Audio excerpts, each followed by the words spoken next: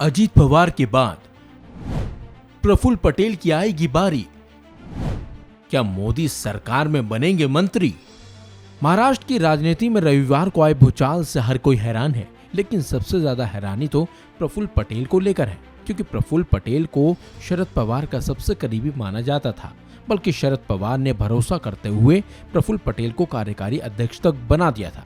लेकिन अजित पवार के साथ राजभवन पहुंचे प्रफुल्ल पटेल को देखकर हर कोई हैरान रह गया। खैर, राजनीति में आना जाना तो लगा रहता है, लेकिन प्रफुल्ल पटेल के बागी होने से शरद पवार को कहीं न कहीं बड़ा झटका जरूर लगा होगा।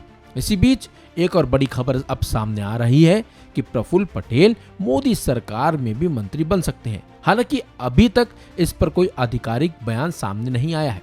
हालांकि पिछले कुछ दिनों से ये चर्चा जोरों पर चल रही है कि प्रधानमंत्री नरेंद्र मोदी अपनी मंत्रिपरिषद का विस्तार कर सकते हैं, क्योंकि कई सहयोगी दलों को भी इसका बेसब्री से इंतजार है। वहीं एनडीए के कुछ पुराने सहयोगियों की भी वापसी की अटकलें जोरों पर हैं। अपने पहले कार्यकाल में पीएम मोदी ने तीन बार मंत्रिपरिषद में फेरबदल किया था। वहीं महाराष्ट्र में सत्ताधारी शिवसेना की केंद्र सरकार में नुमाइंदगी की चर्चा बहुत दिनों से चल रही है। अब उसमें एनसीपी का भी नाम जुड़ गया है और कयास लगाए जा रहे हैं कि प्रफुल्ल पटेल का भी नाम उसमें हो सकता है।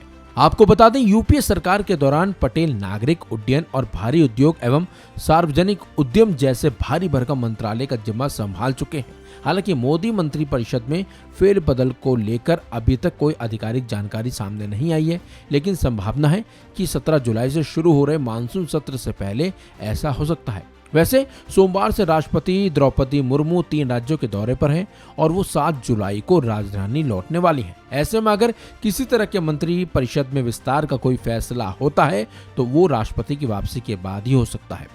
लेकिन आपको बता दें, 2024 के लोकसभा चुनावों के बाद महाराष्ट्र में विधानसभा चुनाव भी होने हैं। उससे पहले इसी साल बीएमसी का चुनाव भी होने की संभावना है और महाराष्ट्र में जो कुछ हुआ है उसके पीछे इन चुनावों का बहुत बड़ा रोल है। ऐसे में बीजेपी के लिए राज्य के दोनों अहम सहयोगियों को नजरअंदाज करना आसान नहीं होगा। और जब एनसीपी कोटे से केंद्र में मंत्री बनाने की बात आएगी तो प्रफुल्ल पटेल का नाम स्वाभाविक तौर पर नजर सामने आएगा। हालांकि प्रफुल्ल पटेल इस तरह की अटकलों को खारिज कर रहे हैं और उन्होंने कहा कि अभी दिल्ली के बारे में हमने कोई चर्चा नहीं की है, हमने सिर्फ महाराष्ट्र में हमारी सरकार के गठन पर चर्चा की है।